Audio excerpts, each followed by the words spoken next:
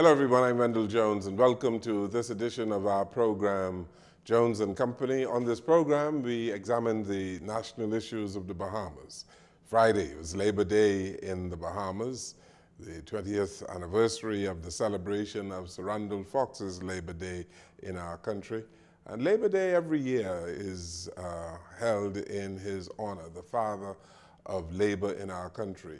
It was 78 years ago in 1942 that there were 5 Bahamians who were killed during the Burma Road riot, and many Bahamians went to jail.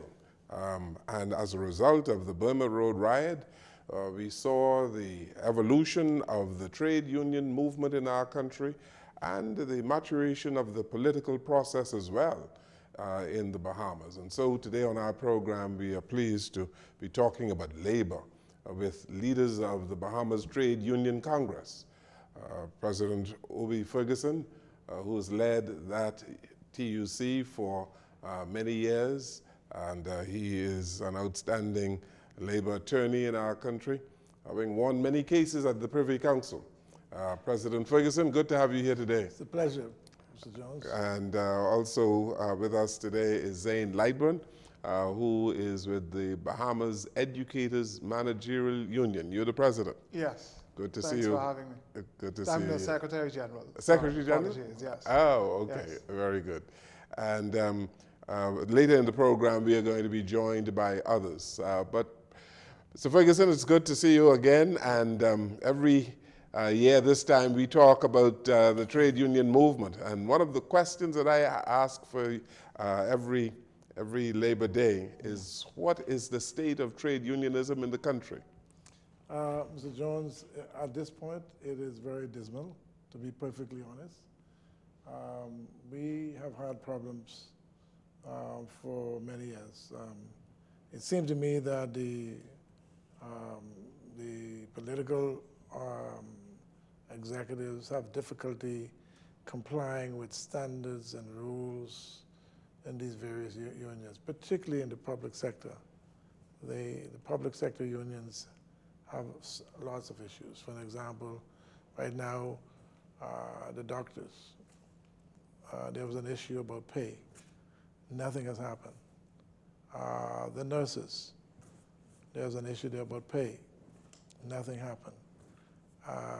There are a whole barrage of issues, basic procedures that ought to be followed. Those procedures are not being followed. You can't get your labor board, you file a trade dispute, that's an issue, depending on the employer. If it's an employer that is not so recognized, you may get a hearing. You go to the hearing, you go to the tribunal lacks the capacity to bring that dispute to resolution. You don't have to go to the courts, where the average man cannot afford. We ask the government to change the existing legislation to make provision for the industrial side of the Supreme Court. It's as far as a document today. Nothing has happened. You try to call a strike. The minister issued the strike certificate, which authorized you to go on strike. About a day after, the minister comes and he says he's going to have that certificate revoked. That is the issue we are. So it is very dismal. And now with the COVID-19 coming into being now, or into being, it's had a serious effect on the average man. Mr. Jones, if I kept a record as to the amount of calls I get from the working people throughout this country, as far into Inagua, but what do you do? There's a protocol which says you're not to go to work. They say, who do you sue? I say you can't sue your employer. How could you sue the employer? The employer never made you redundant. The employer never sent you home. You were told that the employer was told if his business is kept open at a certain time, there is a fine. So who could you sue? Only the government. Don't go to the employer, because you're wasting your time. So no explanation was given to the working people. These are things that they should know. Should be a meeting with employers, so the employers can give you their side of the story. So the workers will understand. Don't go to the employer and cuss the employer, because you hold the employer responsible for something the employer has nothing to do with. And I'm saying that is one of the problems with us. When it get to working people, the lack of information, basic information, we seem not to have the respect for our people sufficient enough to tell them what the deal is. I got a call yesterday. This company is laying off 30 workers. They say, Mr. Ferguson, we come in to you. I say, yes, I'll see you. But what do you want me to do? If I tell you I'm going to take an action note against the company, I'll be misleading you. Because the company never gave you no notice of redundancy. You got a notice by way of protocol announced by the government. So if you're going to sue, that's where you go. And I mean, I've been bombarded. And what should have happened, in my humble opinion, there should have been a meeting with the unions, with the employers, with the workers, and let the union take the responsibility to educate the workers as to what the responsibility is. So, Mr. Jones, it's a very sad situation. And the average man on Friday, when most people get paid, don't have a dollar. Prostitution is on the rise. There's no ifs, ands, or buts about that. Because I talked to a particular lady. She said, Mr. Ferguson, I need to feed my children. I don't want to do it, but I need to feed my children. And I would do what I have to do to feed my children. I ain't talking about one call, but I can't advise them to do that. But I'm saying, because of the situation, when I said to them, Mr. Jones, on your program, years ago, I said, look, we don't know what can happen. We are in a zone, hurricane zone. Crisis can happen any day in the Bahamas. Let us all put $1 per worker into a fund. Let the government put $1, let the employer put $1. You average issue, you got 200,000 workers. Just from the workers alone, that's $200,000 a week. If the government put in, that's another 200. If the employer puts in, that's another 2. So you're talking about $600,000 per month. Sorry, per week. Well, Mr. Jones, you don't need to be a mathematician to figure that out. I've been in your program at least for 15 years, if not longer. So where are they going to fund money now to national insurance? So that's going to affect your old age pension. But that they would have had millions of dollars in that fund today. But they say, no, I'm a socialist. I talk in socialism. I'm just looking out for the future. In Freeport, I couldn't get it for the industry. I introduced it in Freeport. I raised over $200,000 in Grand Bahama for the workers there. So when the hurricane came, I went to Freeport and I gave them $100,000 for the group. But they got some money. The point I'm making, if you don't plan, we will be right back to square one because nothing is happening, Mr. Jones. And even though you come up with great ideas, they say, oh, it's coming from a union. Well, you know, the unions ain't collecting no dues. Because if the workers ain't working, the union can't get no dues. And if the workers ain't working, they can't get no insurance. Insurance is inextricably connected and index linked to wages. In other parts of the world, wages, insurance is like a right. In the Bahamas, is a benefit. So if you're not working and you lose your job, your insurance is gone. And you have a catastrophic illness 6 weeks after. If you go to the United States, you're talking about $100,000. I was in doctor's hospital for 7 days. It cost me $85,000. That's what it cost me to sit there for 1 week. So I'm saying I got a concern about it because... And you weren't critically ill. And I wasn't critically ill. Yeah. That's the point. Yeah. $85,000. Something's wrong with our country. And we can, Mr. Jones, I can assure you, we can do it. But you know, when you elect these people, you put them in office, they say they know everything. They're the best economists, they're the best journalists, they're the best Freddie in singing. I hear some of them even try to sing. I know Freddie probably don't see them, but, yeah. But the point I'm making, we have to listen to Lightbourne. We have to listen to Sloan. These people got ideas, they got brains. Listen to them and see if it makes sense. I'm saying, if you asked me to pay Mr. Jones $1, it would not affect me. The average Bahamian, $1 would not affect them. But in short order, that money accumulates a sizable amount of money. So when there's a hurricane, you can go there and get $15,000 to assist. Because everybody's housing is destroyed. Some will. But in any event, Mr. Jones, it is available. And that's what I'm saying. For this little country of ours, we got the best little country in the world. But we got some selfish, conceited people who are running things. And they shouldn't be running it. But for some reason, they're running it. So it's very dismal. Do we have a friendly government to Labour? Is the government friendly towards Labour? And perhaps, I don't know, Zane, Lightbourne, you might be able to take that. I would be happy to. For the amount of cries that we hear in the public coming directly to our organizations, the answer is no.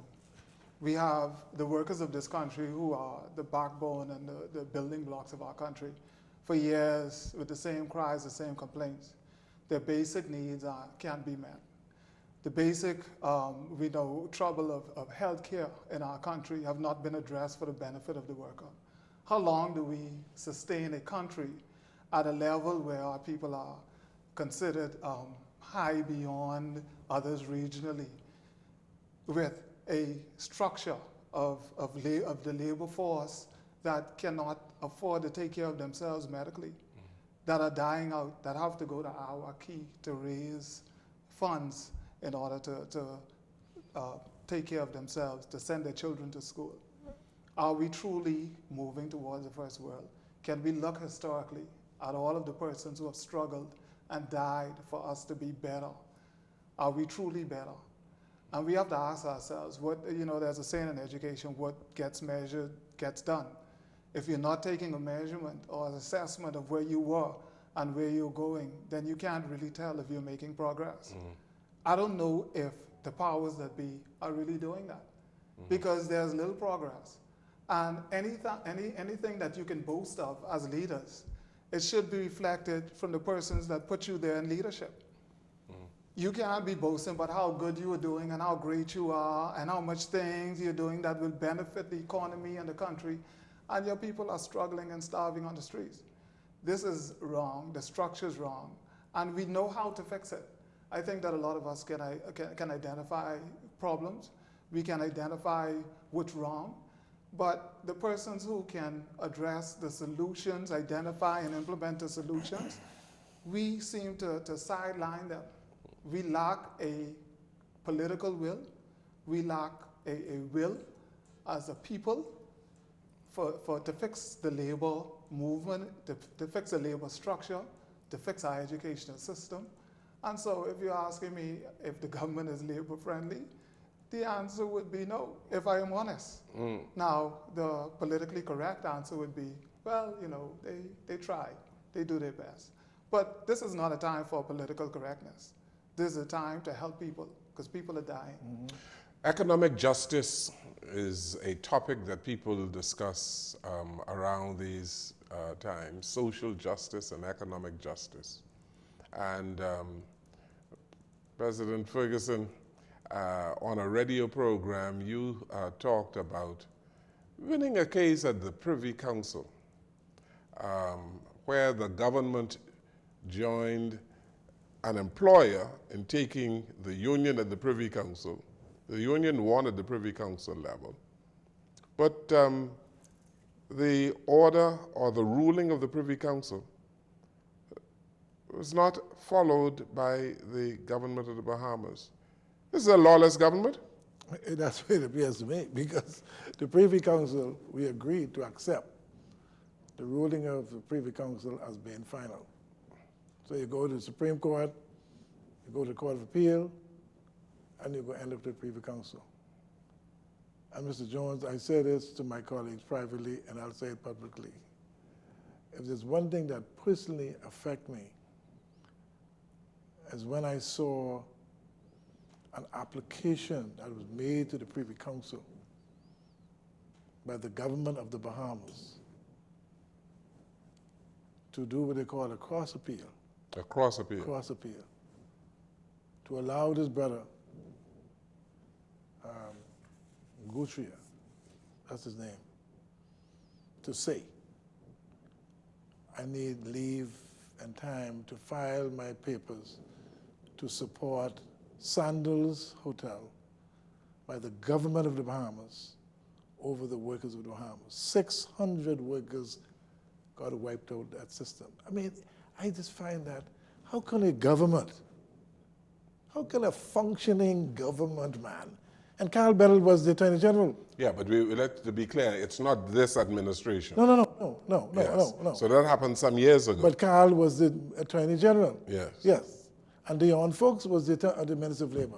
Yes. They're still now. That's in the Ingram government. That's in the Ingram government, yes. Yes. I just find that unacceptable. Nobody has decided to do anything, but they go and they preach publicly that your kid make an error, they send your kid to jail. And they say your kid did not follow the law, or if you did not do something, they open up the law book. You ain't pay national insurance, for example, or whatever that's supposed to be. They come at you. Well, here you are hiring a Queen's Counsel, paying him an exorbitant amount of money to deny Bahamian workers, my God, the right to associate and be entitled to a collective bargaining. That's the ILO, Convention 85. That's one of the requirements, and we are signatory to that. So what I'm saying, I just find, and now what happened? We have Labor Day now, and we can't even motorcade. Where are we going, Mr. Jones? I know you heard this over and over and over. You think if I was in the government and that had happened, I would have ensured that the law takes its course in the interest of the labor movement. Don't interfere with the law, because when I do something wrong, you take me to court and you punish me, and I should be.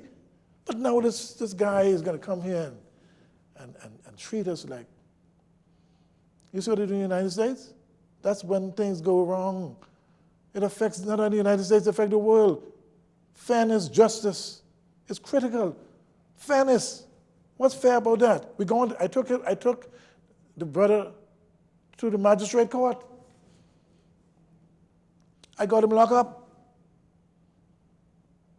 The general manager and the financial controller. Police got him locked up in a cupboard, just like you treat the average Bahamian. He was in there. They brought $10,000 or thereabouts for bond. Alison Maynard, who was the then Attorney General, while I'm trying to protect the labor movement, she gone and she made an application for nully. Nully simply meaning wipe the charges out. My God, where are we going? And it's both governments, you know. This is not just this government. Both government did it. And I'm saying, what are we going to do? But when you do something wrong, or they believe you do something wrong, or I do something wrong, or they believe I do something, or Lightbourne or Fred or Sloan, they come at us like a bull in a china shop. They put things around our legs, and they make us walk over that street to get to the magistrate court. I'm saying, Mr. Jones, we cannot build a country this way. Look at America.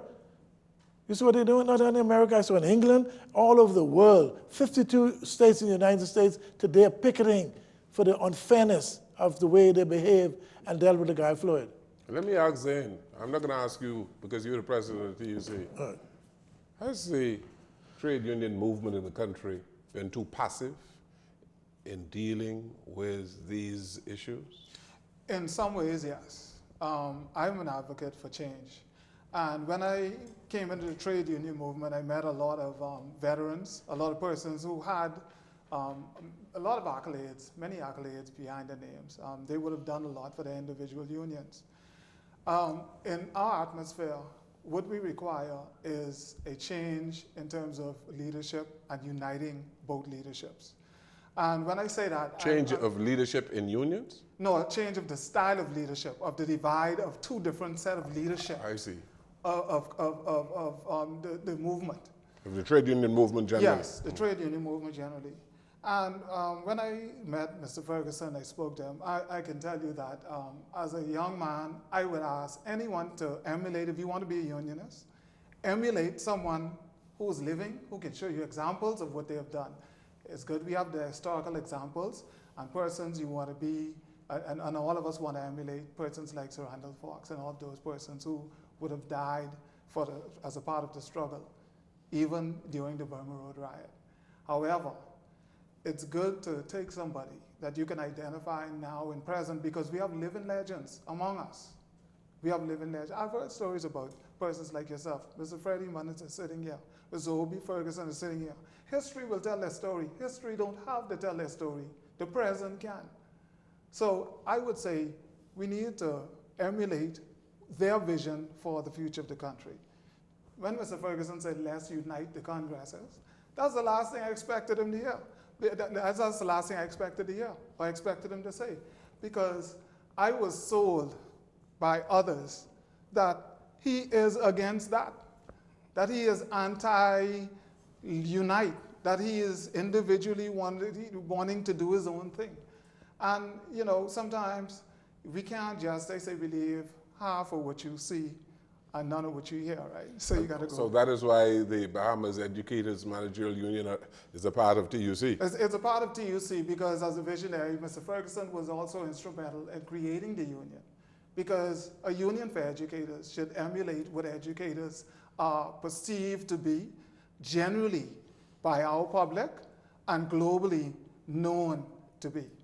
What Mr. Ferguson presented was an opportunity for an educators union to present what education should be, which is forward-thinking, which is progressive. Yes, we can agitate. We all have that bone in our body. However, we can get things done through dialogue. We can get things done, if you have to, through the court system. And we don't want to go through it because it's expensive. But Mr. Ferguson has been a part of that system of success for the trade union movement for the last few decades, and no one else can boast of it. Yes. So, Obie Ferguson, you've taken on some big challenges of the trade union movement, and I think you've been to the Privy Council 3-4 times, and every time you went, I believe you won. And you know, we said if there's anybody in the country who should be a Queen's Counsel as a result of winning at the Privy Council is Obie Ferguson. But let me ask you, why haven't you been able over the last 10 years or more to get the whole the movement in the country united? You have a strong followship in the TUC, but there's a NCTU. Yeah. Why haven't you been able to get them to come along? I tried to do that, but I believe, Mr. Jones, the disappointment that the Prime Minister gave to me would enable me to, and my colleagues, to see the necessity of us working together. Which appointment is this? That's at the ERC. Or the Economic Recovery Committee. Because now what we have, all of the unions have, in one way or another, participated and are participating in a program, an educational program, to which Mr. Lightbourne, who's an educator, Belinda, she has given her contributions. People like them, the UTEB, that's the professors at the college, University of Bahamas. Everybody, the straw vendors, the taxi drivers, all the public corporations, they're all a part of this exercise. And now we are finding that we got more in common than we think. So when we finish with this document, Mr. Jones, it's going to be made public to the government, and I'm on the committee, and so it's going to be presented to the committee. We're going to present it to the Prime Minister, and I'll make sure that the committee personally present you with a copy, so you can see where, if you can forget who you are and look at the interests of the movement, it is easy to bring people together. But if you start playing, I'm the leader, I'm this, and I'm the that, I'm not, my colleagues, I'm certainly contest to that. I'm not that kind of a fella. I would have a Lightbourne go and speak for me anywhere, represent me, and I'll be the proudest man as though that is me. I can have Sloan do it, Fred Munnins, they all know the way I operate. Because it's best for us to come together, no matter how different we may think we are. But you have some huge egos in the trade union That's movement. true. That's true. And I believe circumstances would cause most things to happen. You see what happened to COVID? It made us all one person.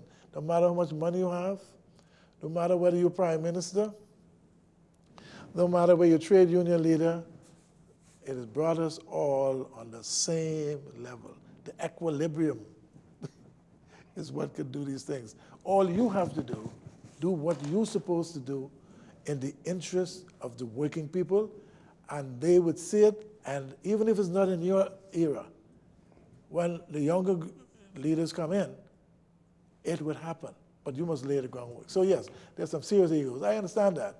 But luckily, I'm not in that category. I'm not an egotistical fellow, except when I get high, when I can go to court and win a case for a worker. I must admit, that's when I get high. Outside of that, I'm just Obie. Okay, let's take a break here. We on our program, Jones and Company, speaking with labor leaders on the 20th anniversary of Labor Day in our country. We take this break, we'll come right back.